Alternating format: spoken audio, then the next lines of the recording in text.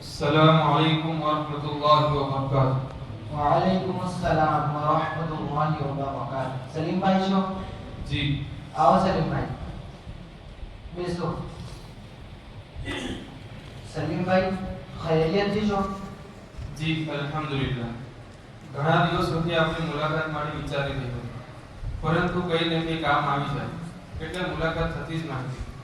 પરંતુ આજે તો થાકી જ લીધું કે કોઈ બી હિસાબે આપણી મુલાકાત કરવી છે. એટલે આજે હું ઇંતજારમાં રહ્યો કે છોકરાઓ આપણી પાસેથી પડીને જાય એટલે હું આપણી પાસે પહોંચી જાઉં. જોયું કે છોકરાઓ ઘણા જ ગયા એટલે મોકો જોઈને આપણી પાસે આવી ગયો. માશાઅલ્લાહ, માશાઅલ્લાહ. ફરમાવો સલીમ ભાઈ. મૌલાના સાહેબ, મારો છોકરો મોહમ્મદ નઈમ જે આપણી પાસે ભણે છે તે બહુ જિદ્દી થઈ ગયો છે, બહુ આઝાદ થઈ ગયો છે. ના એ મારી વાત માને છે કે ના એની માની વાત માને છે.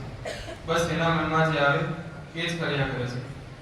ફજરની નમાઝમાં તો હું અને એની માં બૂમો પાડી પાડીને થાકી જઈએ છીએ પણ એ જલ્દી ઉઠતો જ નથી ને હવે ઉતરાણ આવી રહી છે એટલે ધાબા પર ને ધાબા પર જ દેખાશે.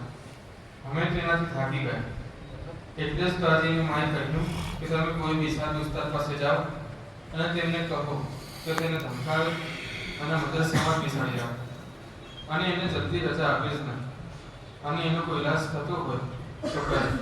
ખબર નહીં કોઈ કંઈ કરી નાખ્યું છે કે શું, કઈ વાત સાંભળતો છું.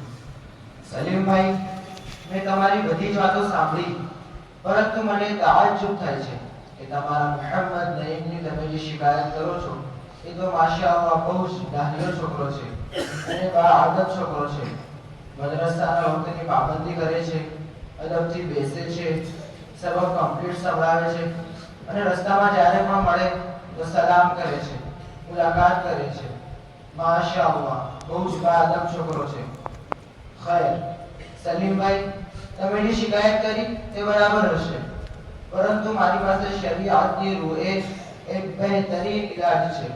અગર તમે એના ઉપર ઠીક અમલ કરશો તો ઇન્શાઅલ્લાહ તાઆલા તમારી બધી શિકાયત દૂર થઈ જશે પરંતુ તમારે એના ઉપર બરાબર અમલ કરવો પડશે. જી મૌલાના સાહેબ, તમે જે કહેશો એના ઉપર હું બરાબર અમલ કરીશ ઇન્શાઅલ્લાહ તાઆલા. તમે મારા માટે દુઆ કરશો. સલીમભાઈ, તમારો છોકરો મારી પાસે ફક્ત 1 કલાક રહે છે. આ 1 કલાકનો મદ્રસો છે જેમાં તે કુરાન પાક સહી પડતા પણ શીખે છે, દુઆઓ પણ શીખે છે, અદબ પણ શીખે છે. એટલે જ તો મેં તમારે પહેલે જ કહ્યું કે તમારો છોકરો મોહમ્મદ નઈમ બહુ જ બાઅદબ છોકરો છે. આ 1 કલાકના મદ્રસાની તરબિયતનો આ અસર છે. અલ્હમ્દુલિલ્લાહ. એવી જ રીતે અમારા મદ્રસાના બીજા છોકરાઓ પણ બાઅદબ અને કાબિલે તારીફ છે. અલ્હમ્દુલિલ્લાહ.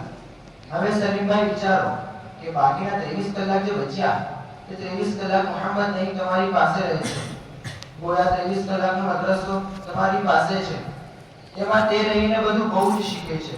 મિસાલી તौर પર તે જુએ છે કે મારા અબ્બા સવારે જલ્દી ઉઠે છે કે નહીં, મારા અબ્બા કુરાન પાકની તિલાવતના પાબંદ છે કે નહીં, મારા અબ્બા ઘરમાં દાખલ થાય છે તો સલામ કરે છે કે નહીં, દુઆ પઢે છે કે નહીં, મારા અબ્બાનો વર્તાવ મારી અમ્મી સાથે કેવો છે, મારા સાથે, મારા ભાઈ બહેનો સાથે કેવો છે, દાઢી શરીયતના મુતાબિક છે કે નહીં, લિબાસ શરીયતના મુતાબિક છે કે નહીં, મારા અબ્બા વાતમાં જૂઠ બોલે છે કે સાચું બોલે છે. ખૈર તફસીલી તौर પર ઘણું બધું છે જે બધું આપણે ઓલાદ 23 કલાકના મદ્રસામાં રહીને તૈયાર થાય છે. ગોયા 23 કલાકની સોહબત તેને તેના મા-બાપની મળે છે તો જેવી સોહબત તેવા અસરાત તેમાં પેદા થાય છે. અગર મા-બાપ શરીયતના હુકમોની બજાવટ કરીને રહેશે તો ઔલાદમાં તે અસરાત જરૂરથી આવશે અને ઔલાદ આપણે આંખોની ઠંડક પડશે ઇન્શાઅલ્લાહ તાઆલા. અને જો મા-બાપની જિંદગી શરીયતથી હટીને હશે તો પછી ઔલાદનો કોઈ કસૂર નથી, કસૂર આપણો જ છે. એટલે જ કહાવત છે કે બાપ જેવા બેટા. તો પછી આપણે આપણી ઔલાદની જે શિકાયત કરીએ તે દુરસ્ત નહીં કહેવાય. સલીમભાઈ, તમે મને માફ કરશો, હું એક ઇસ્લાહની નિયતથી કહી રહ્યો છું કે હું તમને પાબંદી સાથે સવારની નમાઝમાં જોઉં છું કે તે તમારી કાયમ રકાત જતી જ હોય છે. એવી જ રીતે બીજી નમાઝમાં પણ મેં તમને જોયા કે અનેક વખત તમારી રકાત જતી હોય છે. મતલબ એ કે તમે પોતે જ મોડા ઉઠો છો અને દરેક નમાઝમાં તમારી કોતાહી રહે છે.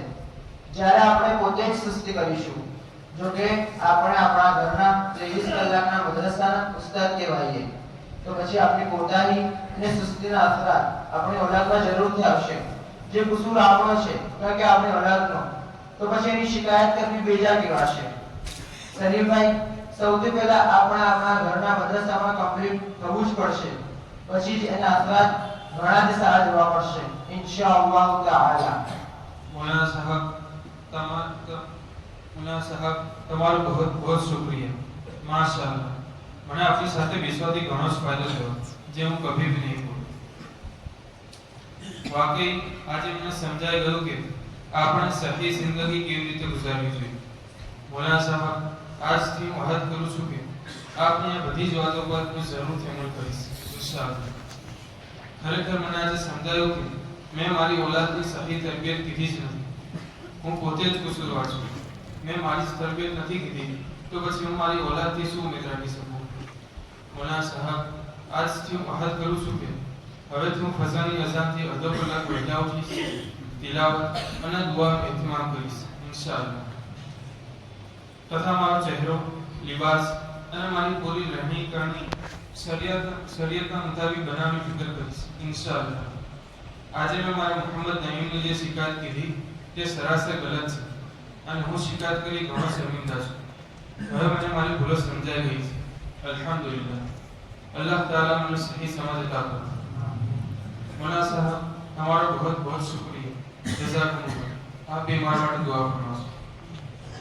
મૌલાના સાહેબ, મારો બીજો છોકરો મોહમ્મદ ફહીમને પણ આપની પાસે જ પઢાવો છે, તો હું તેને ક્યારે લઈને આવું?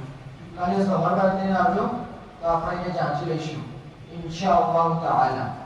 બીજું સલીમભાઈ, આજે મારા મદ્રસા શુઆબાઈ તજવીદનો જલસો છે, જેમાં ઇન્ડિયાના મશહૂર મુહદ્દિસ અને સાહિબ નિસ્બત અને શીરી બયાન હઝરત મુફ્તી સાઉદી સાહેબ તશરીફ લાવી રહ્યા છે, જેઓ એક મદ્રસાના સરપરસ્ત અને મુહતમિમ છે તથા શેખુલ હદીસ પણ છે. એવી જ રીતે અનેક ઉલમાએ કિરામ પણ તશરીફ લાવી રહ્યા છે, જેને આપણે બસ્તીમાં આવું એક આપણા બધા જ માટે સઆદતનો મકામ છે. તો જો અગર આપણી પાસે ટાઈમ હોય તો ચાલો જલસામાં, ઘણો જ ફાયદો થશે ઇન્શાઅલ્લાહ તાઆલા. અરે મૌલાના સાહેબ, જરૂર જરૂર, હું આપની સાથે જ આવું છું. આવો મોકો ફરી ક્યારે મળશે? ચાલો ચાલો. માશાઅલ્લાહ.